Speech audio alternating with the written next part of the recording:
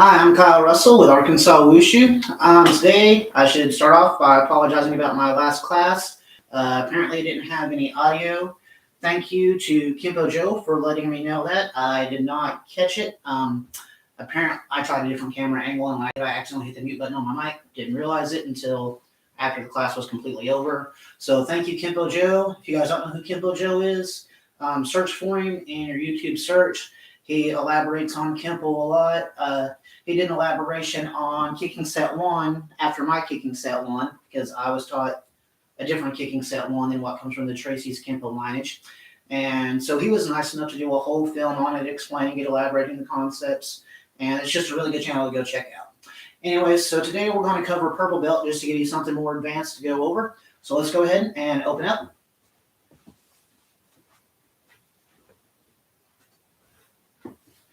All right.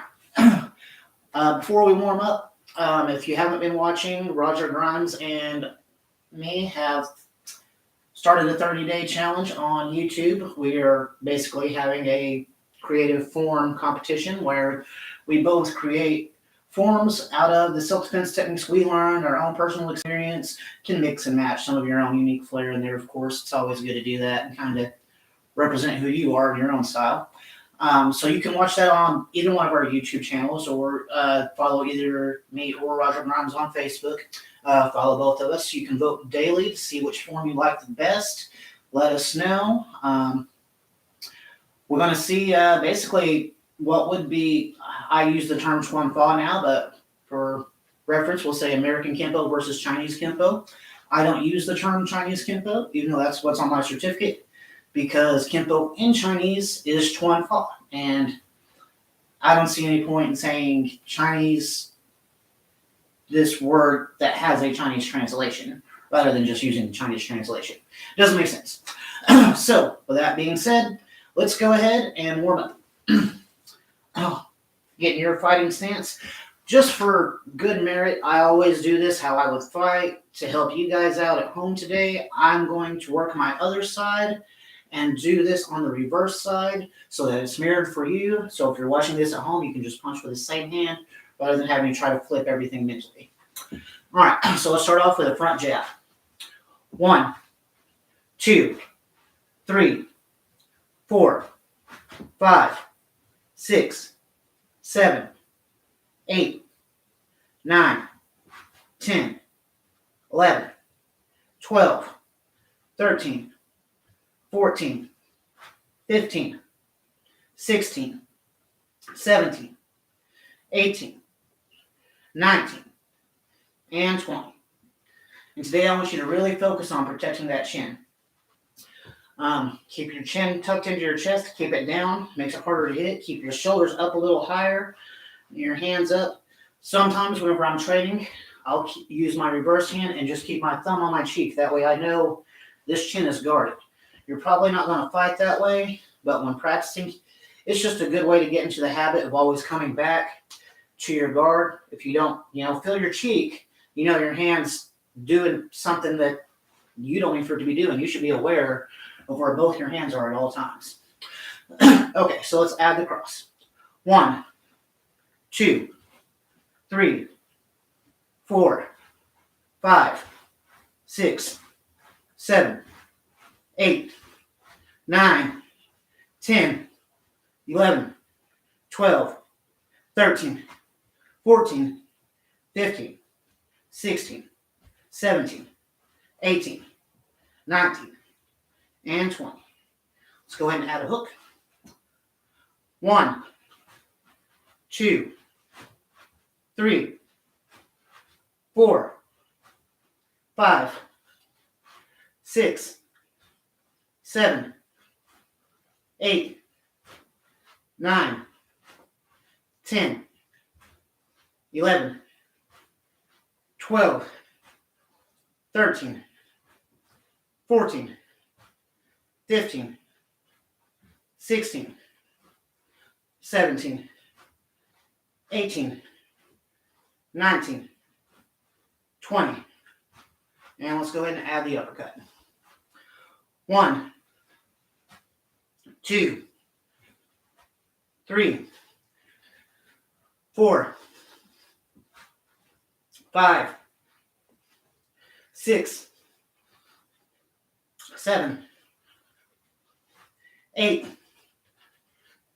9, 10, 11, 12,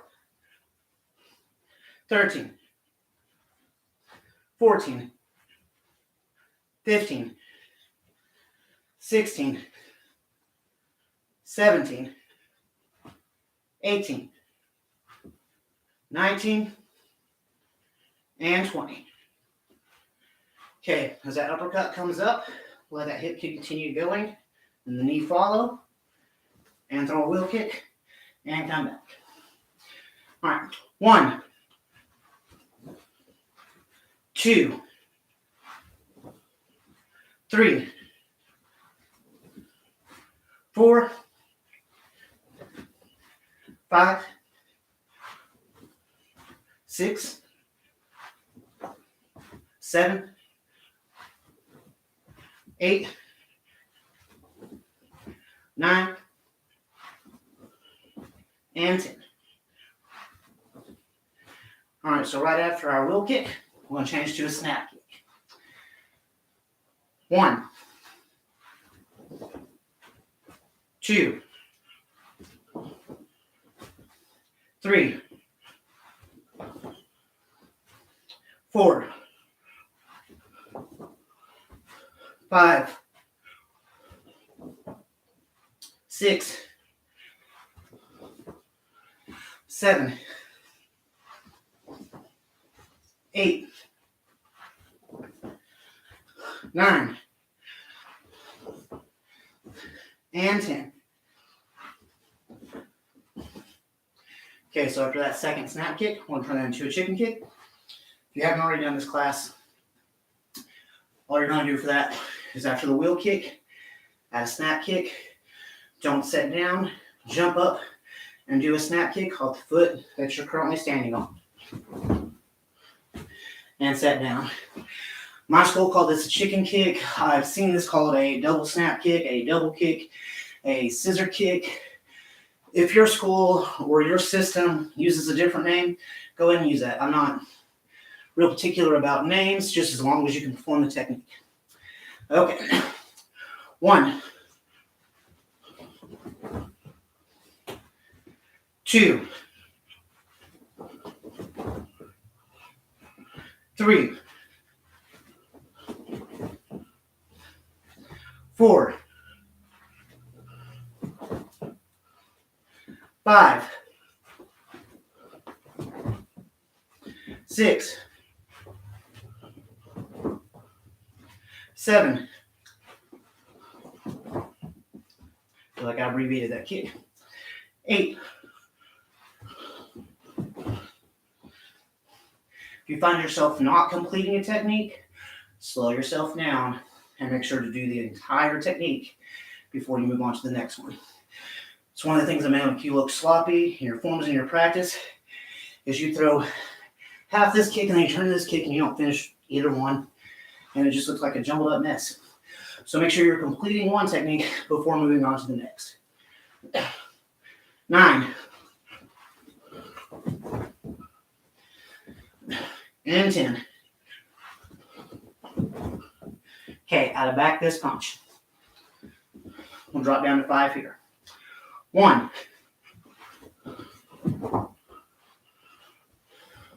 2, 3,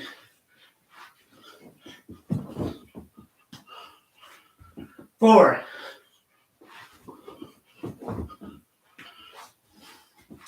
and 5.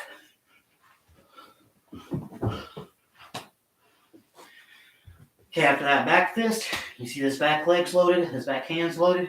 Here's going to turn into a hard bow with a hard vertical pivot fist to the nose. This is our last 5 for our warm-up. So let's literally throw a lot of effort into these last 5. Ready? 1,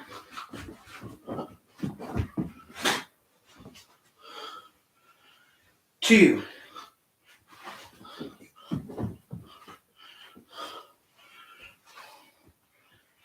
3,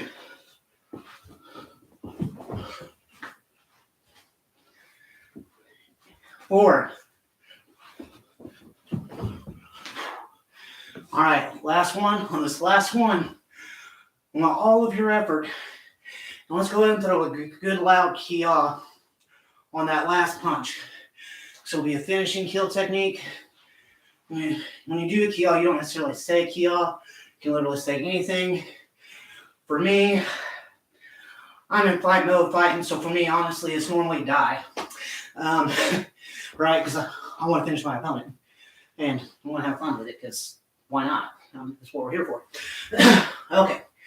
So whenever I do my kia, you're probably going to hear it echo back in dog bark, because I have dogs, and they're shut out of the room.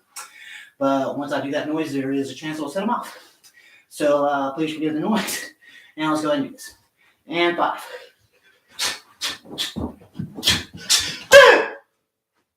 Okay, no bark. All right. Let's go ahead and do stretch kicks.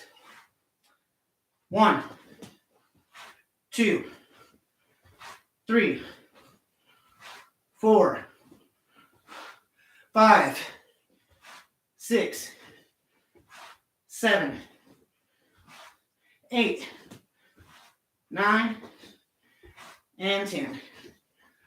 Switch sides. 1, 2, 3,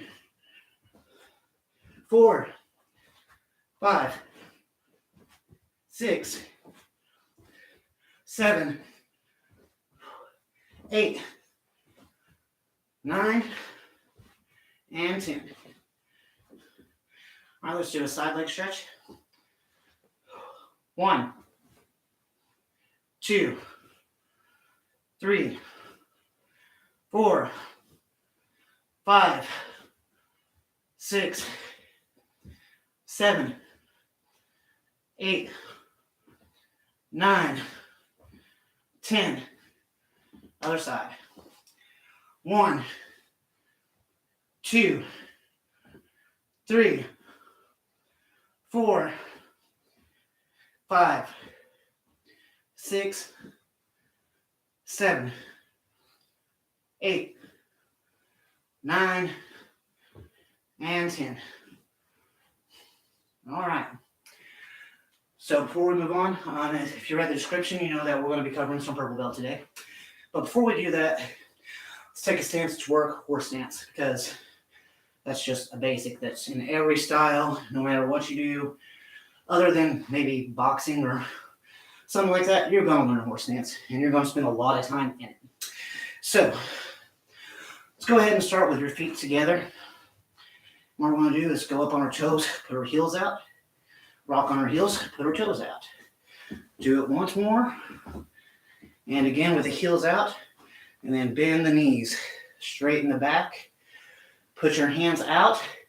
As you notice, your elbows naturally want to flare out. Bring your elbows in line with your shoulders. Sink down. And sink down into this stance. Holding the elbows and shoulders, everything down.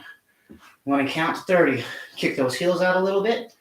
1, 2, 3, 4, 5, 6, 7, 8, 9, 10, 11, 12, 13, 14, 15, 16, 17, 18, 19, 20, 21, 22, 23, 24, 25, 26, 27, 28, 29, 30.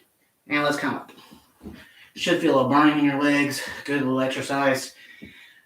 That horse stance is going to help you become more flexible. It's going to build a strong foundation. It is one of the simplest exercises, yet one of the most beneficial.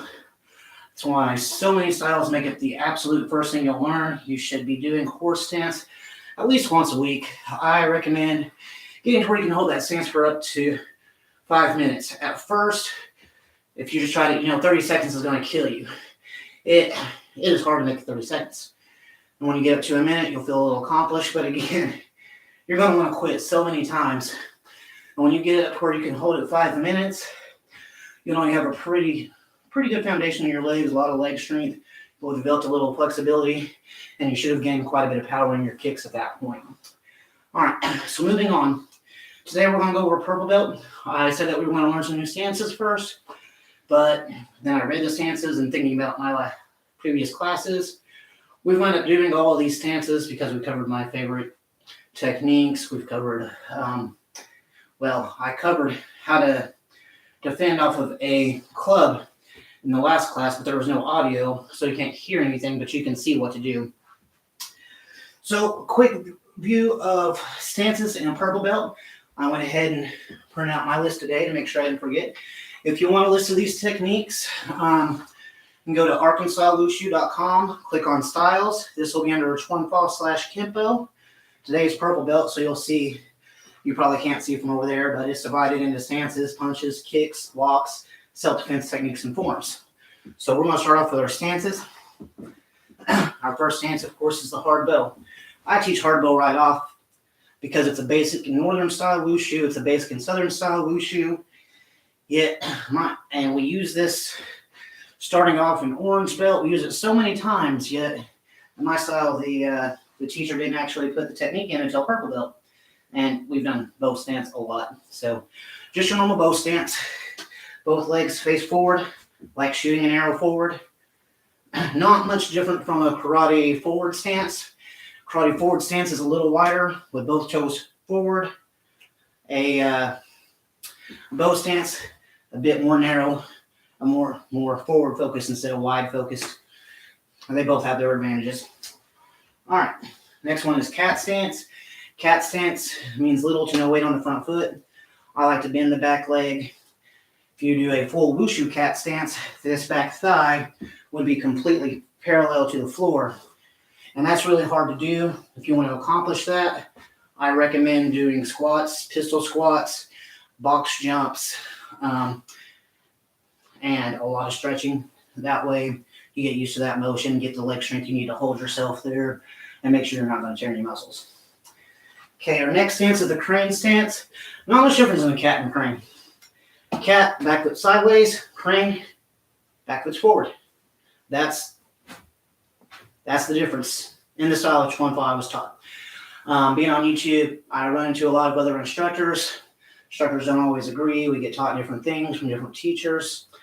I look at that a lot like I look at music. Different people have different preferences. That's fine. Some people would say that's the same stance, and they would have a strong argument. But trying to bend your leg towards parallel to the ground in a crane stance is going to be nearly impossible. And that's why I would argue they are different stances. All right, broken bow. We've done this stance too. We usually do our rear kick from this one. It's where we jump up out of the way, both legs fairly bent. Whenever I do mine, my back heel is up because I'm ready to kick, ready to use that back leg, ready to step real quick and strike. Having both feet planted is good most of the time, but whenever you're powering into a technique, that's when your heel should come up because you're pushing off the ground. This is one of those few exceptions where your heel's off the ground, but you're not in the middle of an attack. All right, and next is the twisted stance. You got twisted stance. Can also be a seated twisted stance or a red stance. And it's generally used as a transition step. You step to drop heights. We use it in advanced striding SB, where we come and we lock the arm. Now we use that step to transition to get enough leverage to break the arm before coming out with a back fist to the head. But can also be done sitting, and they call it sit stance or rest stance in Northern Wushu, because you just cross stance and you basically just sit on one knee. Of course, it's kind of lazy to let yourself actually sit down, so keep that knee up just a little bit, because if you're here in the middle of a fight, you're sitting down on the job. You shouldn't be doing that. You got to be able to move. If you can't move quickly, you're in trouble. Of course, there are some jiu-jitsu and some ground fighters that might prefer starting on their knees, but that's not this style. Okay. So our first kick we've got is the crescent kick. Let's go ahead and do 10 of those. I'm going to start with my right side. If you prefer to flip in your head, go ahead. If you prefer to mirror it, do it on your left side. Hands up. Hands when you're kicking. I like them in your guard. If you're kind of lazy about your guard and they drop on you a lot, you might use a guard that I learned from a guy that used to do tough man competitions, and he was a really good boxer. But he was a really weird boxer too, because boxing, you always see him roll the shoulder. This guy boxed with nothing but vertical punches, and he was winning in boxing rounds doing really good. The nice part with him, and what he told me was his trick, is he'd take his hands and let his arms just fall to where your forearms just rest on your chest. And then they just rest there. They're not going to fall, because even if they fall, they're on your body. So your body's guarded. Plus, that keeps the chest blocked, and all you do then is turn arms. And from there, you go straight out to his punches. One tough man in Fayetteville 3 years in a row with this fighting method.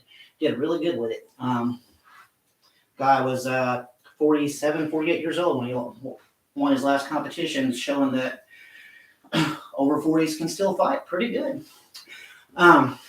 So that's just a good way to keep your guard up if you're having trouble with your guard at first. I prefer mine a little further away from the body. If you have a preferred fighting method, go ahead and use that for now.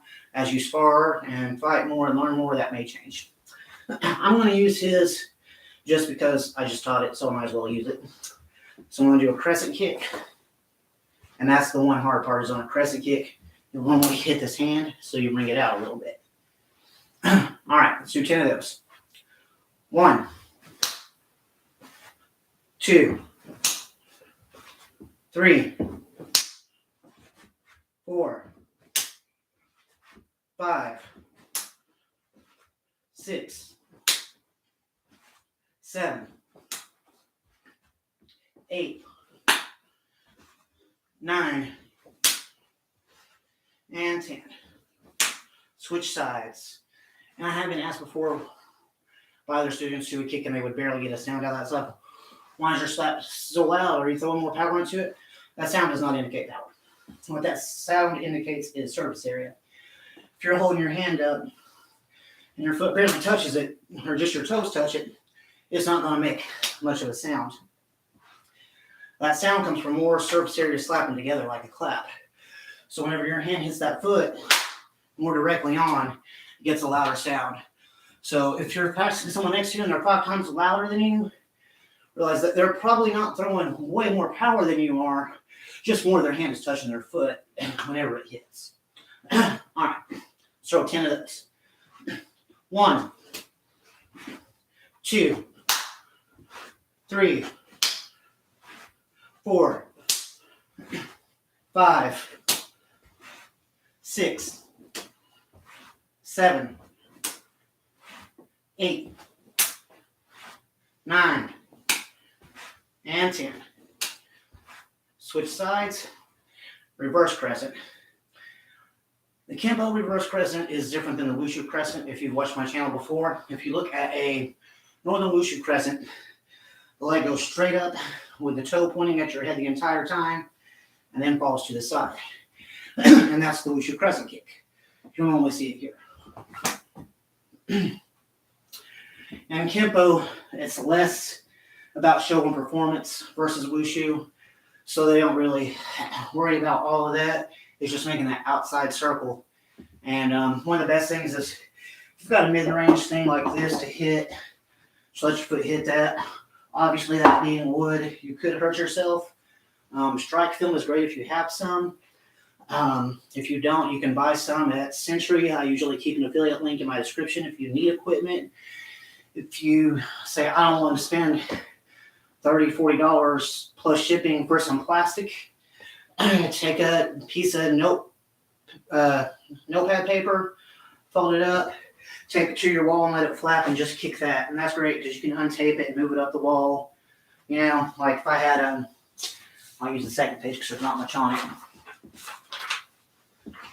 If I were to fold this piece of paper in half this way and a quarter this way, throw a couple pieces of tape on it, and I might have to do a little extra bending just to get a little flare. I have makeshift strike film. I can practice my crescent kicks now, and I don't have to spend $40 to do it. But if you want more durable gear that's not going to become trash whenever your training's finished, that you're not likely to rip through, I highly recommend Century products. That they make great products. And if you do have a problem with them, they'll generally replace them with very, very little hassle.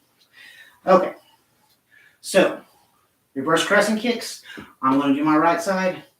Whatever side you do the opposite side next. And again, I'm going to come out, I'm going to hit my hand. Just because I like having a target and I don't want to set up, I don't want to go find tape right now in the middle of class. All right. 1, 2, 3, 4, 5, 6, 7,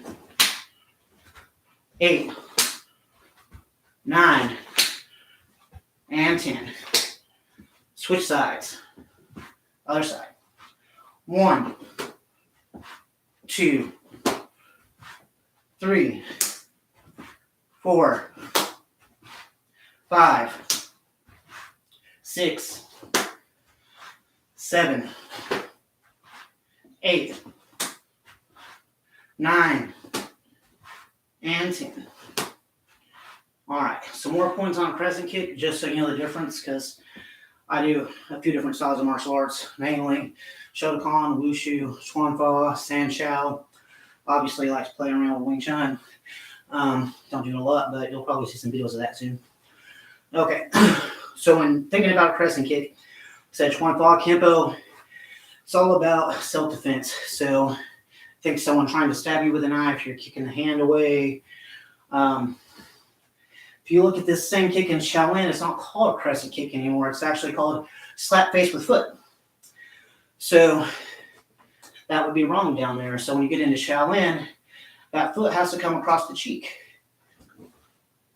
But that's a Shaolin rule, not a Chuan Fa rule. And if you go into a Wushu tournament, any crescent kick that doesn't go above the shoulder is a point deduction. So if you're doing tournament or competitive forms, you'll want to know that, know the rules. Know, if you do during your crescent kicks at chest level, every crescent kick is going to be a point deduction, and you're not going to do well in tournament. You'll have to get that flexibility to come up to the head if you want to compete in Wushu tournaments. It's not necessary for Chuan Fa. I used to do tournaments. I don't do them anymore. Honestly, they're easier than you'd expect, and there's not enough competition a lot of times for it to be worth the travel. But I live in Arkansas. It's a small state, not a lot of schools. If you live in a bigger state, it may be well worth it for you. I would go watch a tournament or two, see what you think. If it interests you, try it out. All right, moving on. Now I'm going to get into combo kicks. From the crescent kick, I want to do a crescent to knife. Like I said, like they're coming off of a knife. This is the best way to think of this, and this actually becomes a self-defense technique later on called Flash of Silver A. I think it's in one of the rounds, either third or second round, I'm pretty sure.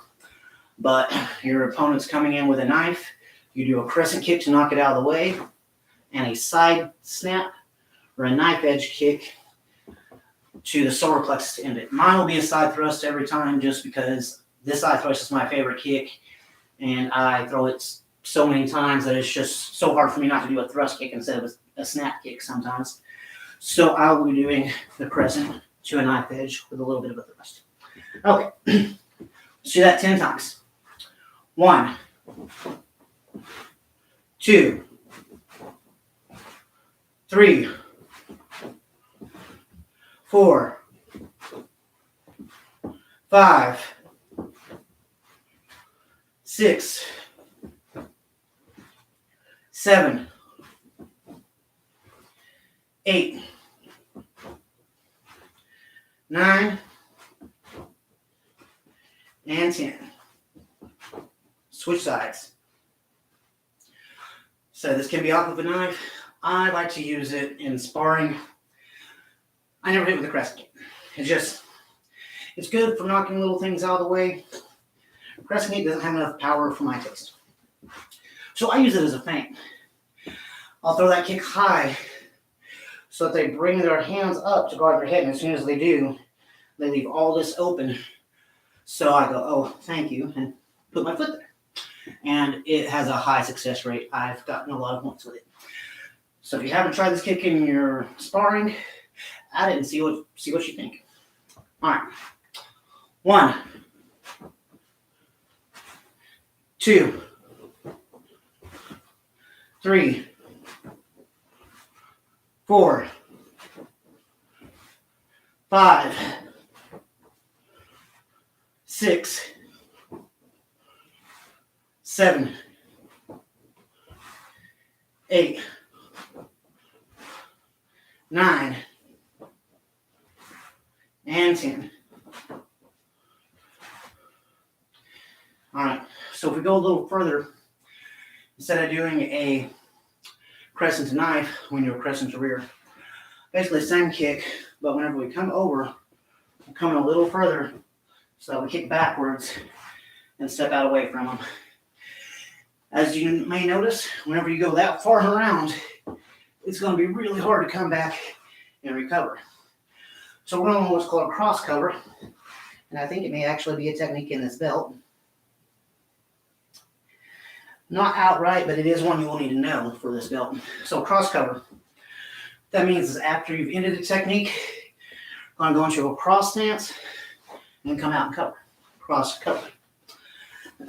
So cross over, I like to put my hand on my elbow, slide down the arm, and push it off. And what that's going to do is say this person has a hold of my hand or anything like that. I'm going to slide down, push their hand off, and re-grab them. So now I'm in trapping range, as if I were fighting Wing Chun or Kempo and Chuan Fa also do a lot of in-tight, fast hand techniques. So it's kind of similar in that principle. All right, so let's do 10 of those. I'm going to do crescent to rear, step over into a cross stance, step out, push. I'm going to switch every kick. So left. So every kick switches the sides, switches stances. Just a good way to practice both sides in a more efficient manner. 2.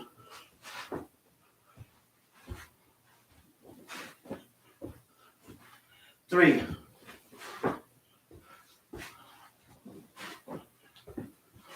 4.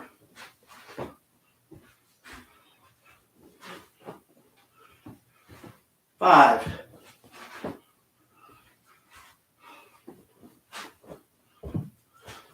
6.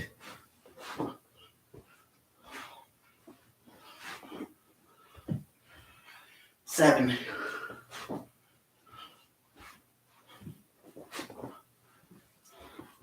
8.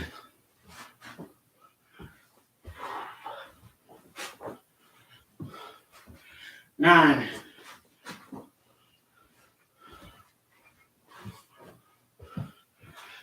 10.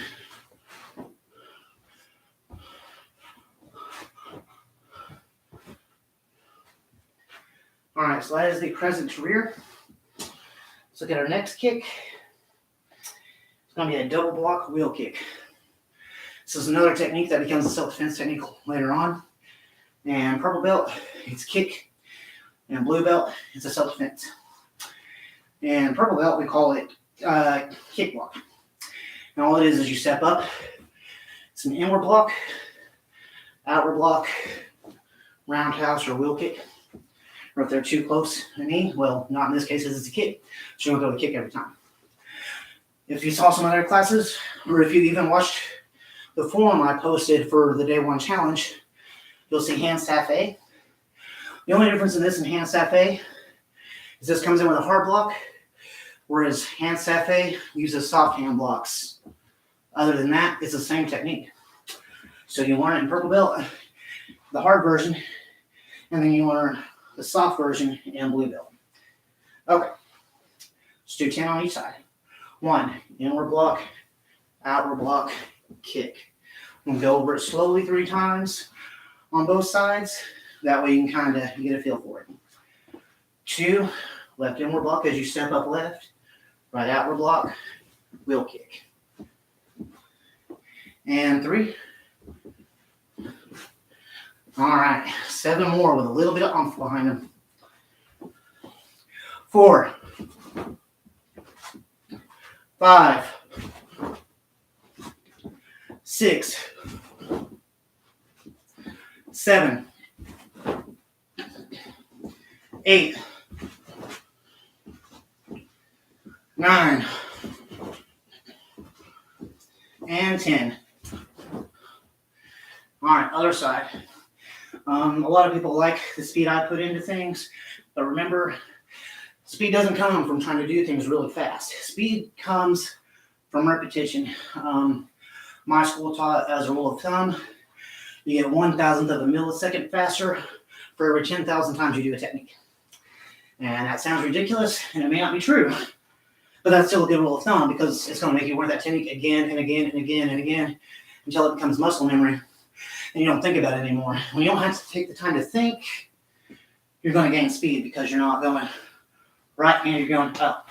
Wait, what did I do? And that'll come out in a fight too. Whenever you practice these techniques enough and you spar, you'll do them without thought, without thinking about them, and then you realize what you did after, because it's like your body remembered but your brain didn't.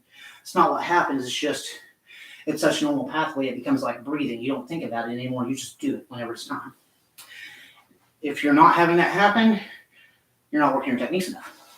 Okay, other side. 1, inward block, outward block, kick. 2, will be right, well for me it's right side, left side, kick. If you're a mirror, of course it's going to be left side, left side.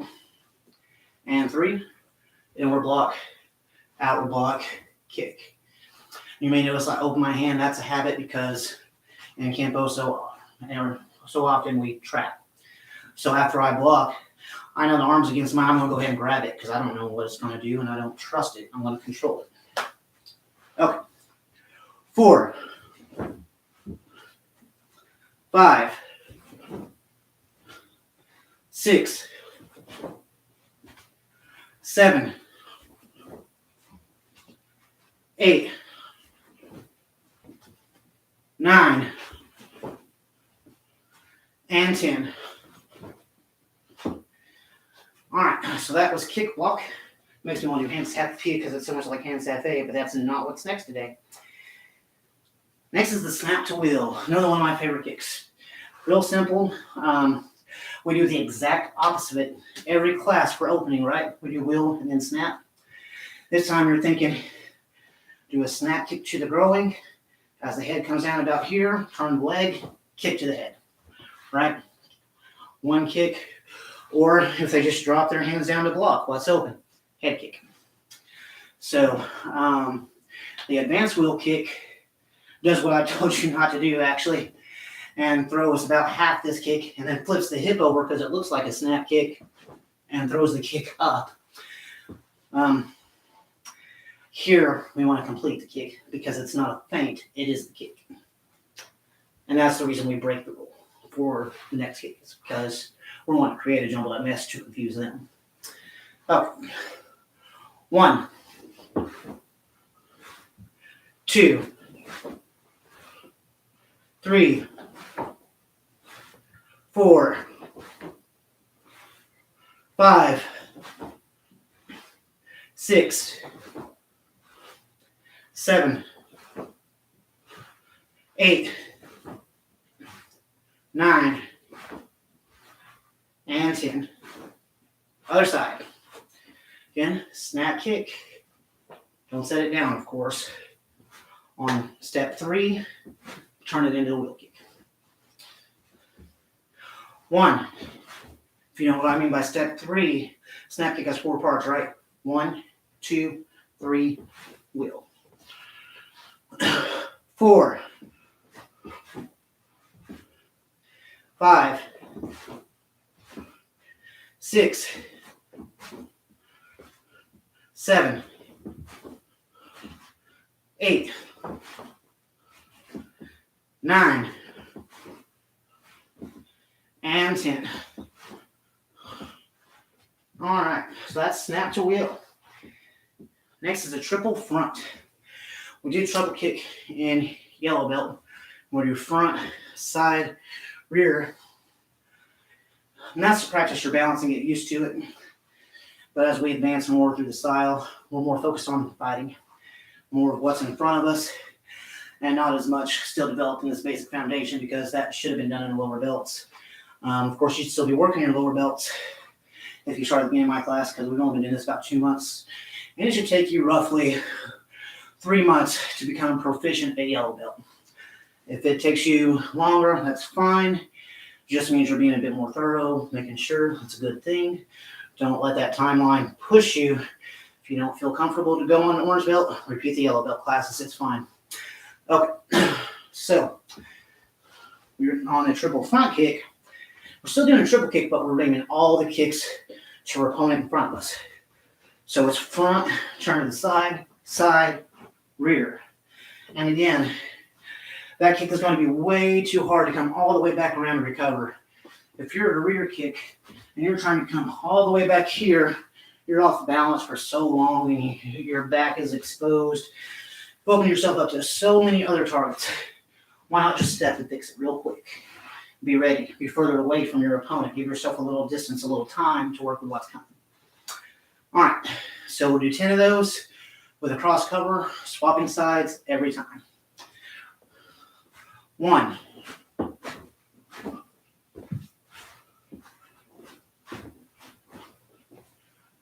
2,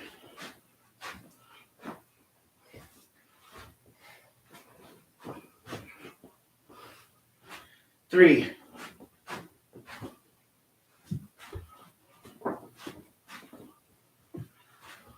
4,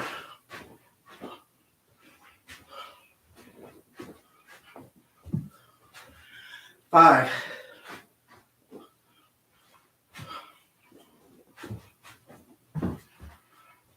6,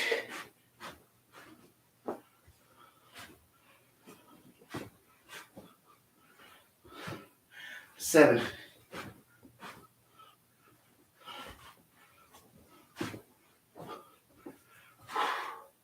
8,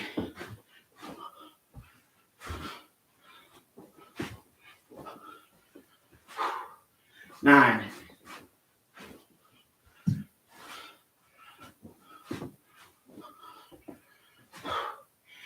10.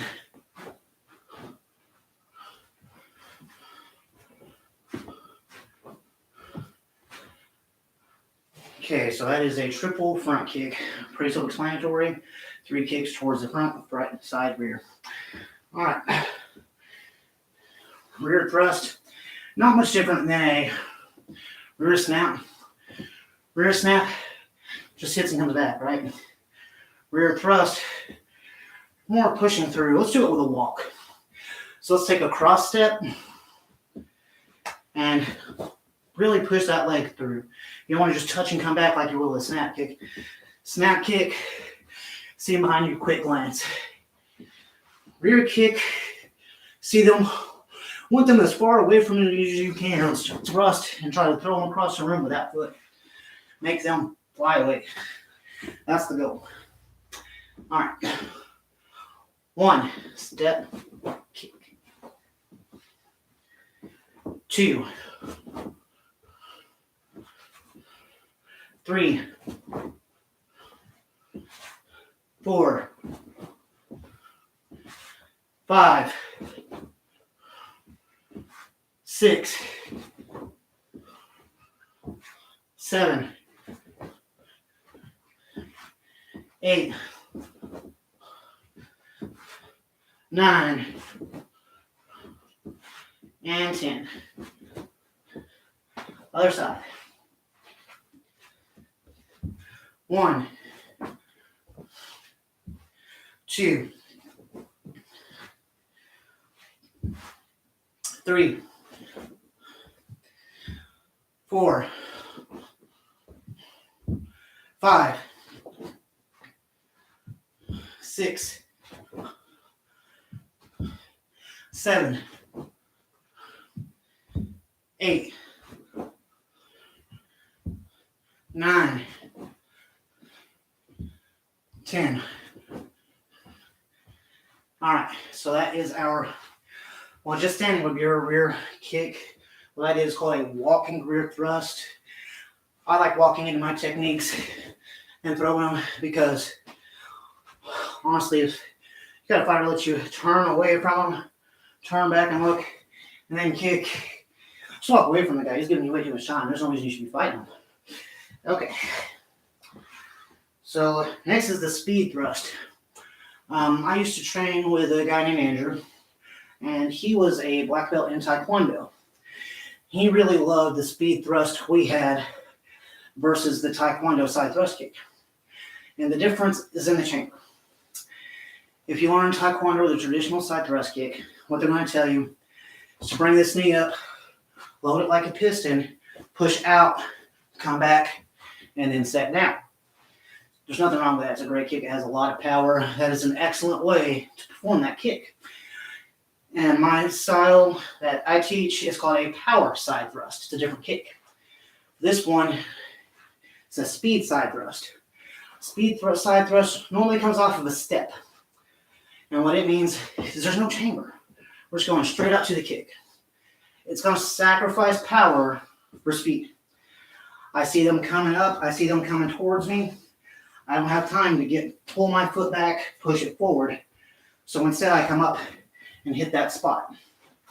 Personally, I use this kick like a jab, and I use it directly under a jab. I love doing it because whenever they throw that jab, a lot of people that don't keep that elbow down or keep crouched, they open up right underneath their arm. And your leg is longer than an arm. So I like to stay right outside that jab, and as soon as I see them trying to feint or seeing something come up, just touch them right there. And if you're in a point tournament and sparring, it'll be point, point, point. No problem, because every time they lunge forward with that punch, they give you that kick. And it doesn't telegraph because there's no chamber. It just comes straight up into it. Much like the famous straight leg front kick that Jesse Enkamp was taught by Steven Seagal recently on one of his videos. We're using that same concept, but with a side thrust kick instead of a front kick. So, again, I like stepping because it's kind of awkward just to throw that kick up there. So I like to get moving in, and I'll keep my hands going towards them like I'm lunging in for a jab. And while they think I'm coming for that jab, that foot's, bam, right there. They're up here worrying about this hand.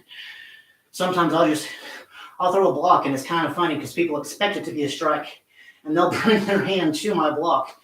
It was a feint the whole time. I just wanted their hand there.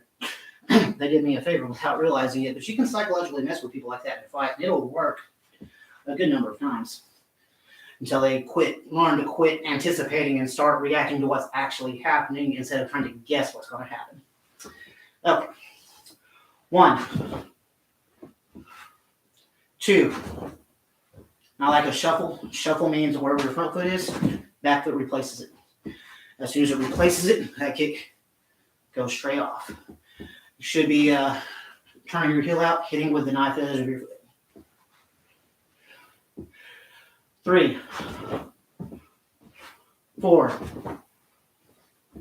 5, 6, 7, 8, 9, 10. Other side. 1, 2, 3, 4, 5, 6, 7, 8, 9, 10. Okay, that's a speed side thrust. So the difference is don't chamber, just don't kick. It's not going to have a lot of power. It'll stun people. It'll get you points. It's going to have to be followed up. It's not going to end the fight. Don't think that that's a finish technique. That is I got a hit in. I need to follow with something. Okay. So after that, we got a front leg wheel. Just a wheel kick off your front leg. Not much of an explanation there. Kicking off your front leg instead of the back leg.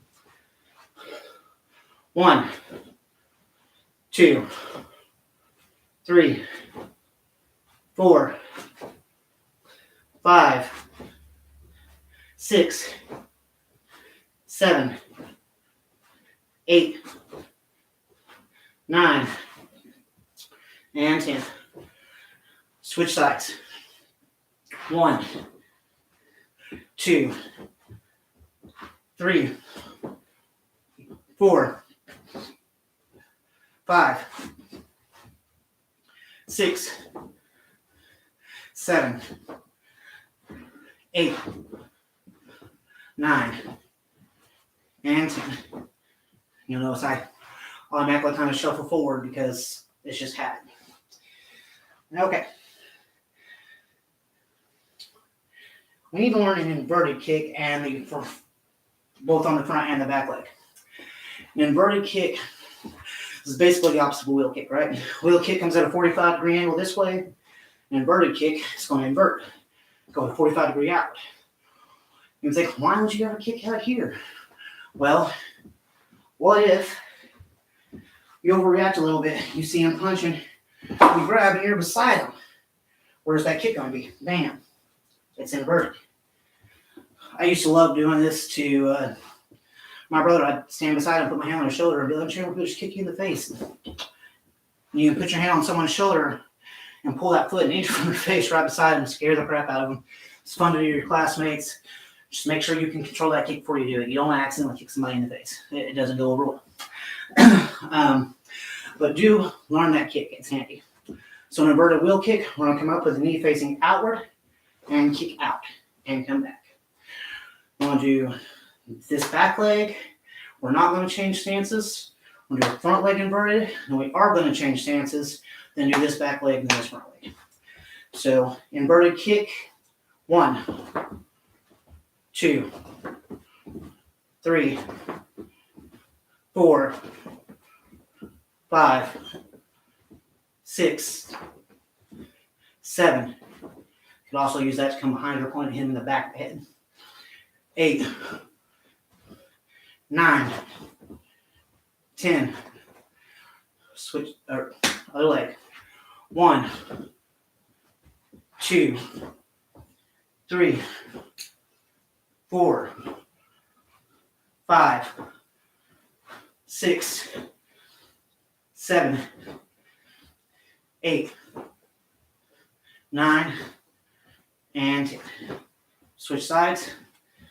And remember, if you are going to use this in the back of the head, make sure that's a street scenario. If you're doing cage fights or MMA fighting, strikes to the back of the head are illegal hits.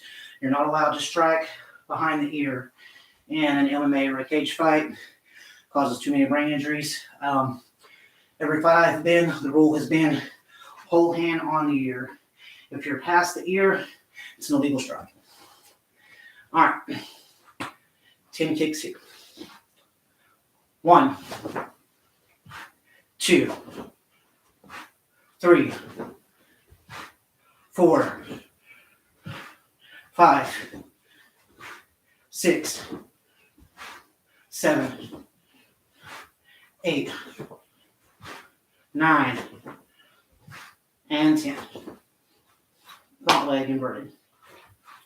1, 2, 3, 4, 5, 6, 7, 8, 9, and 10.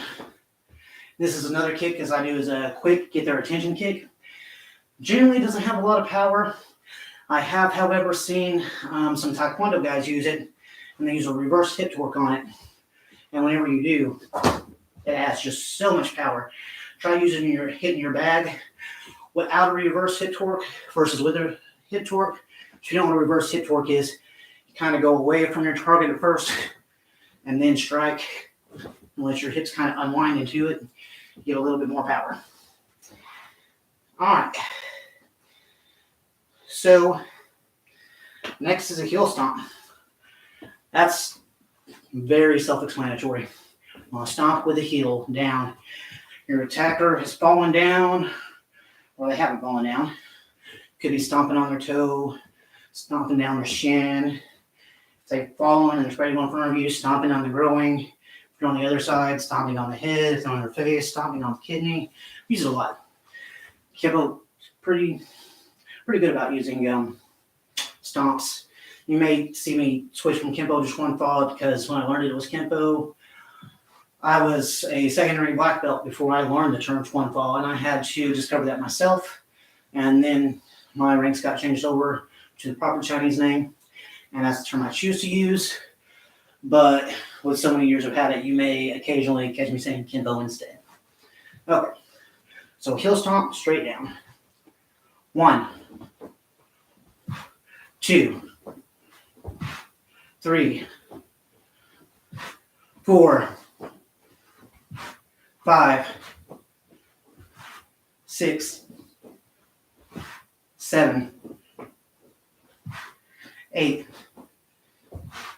9, 10. Switch sides. 1, 2,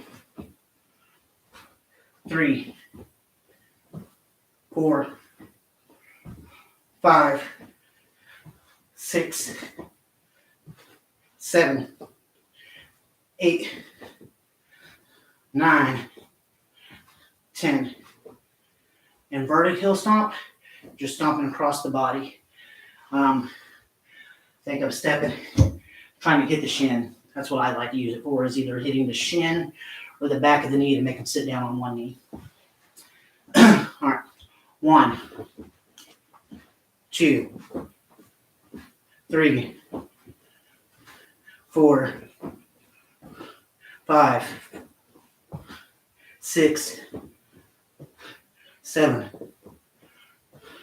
8, 9, 10. Other side. 1, 2, 3, 4, 5, 6, 7, 8, 9, and 10. All right, that's just the kicks and purple belt. That took longer than I thought it would. I may be talking too much. Let's see how we're doing on time. Oh yeah, that took the whole class just to do kicks. My apologies. So the next class, we'll do the self-defense techniques from this belt. Let me know below what you'd like to see, what there is. And did you sweat in my class? If you did not break a sweat, I'm not pushing hard enough. We need to go anymore. Yeah. So if you did my class, completed it, and you finished unwinded, not sweating or anything, comment below. Just say, I didn't break a sweat. Quit talking so much and train more or something, that we want to get that workout. I want to teach. I want you to learn things, but I don't want you not to get a workout in the hour you spend with me twice a week. All right, so we'll go ahead and close out. Thank you for joining. Again, look out for the challenge between me and Roger Grimes. There's going to be 60 new Kempo forms invented this month between the two of us. So just think about that. White belt to black belt in almost every style has 10 forms. Between me and Roger alone as instructors, we are creating 60 in a single month.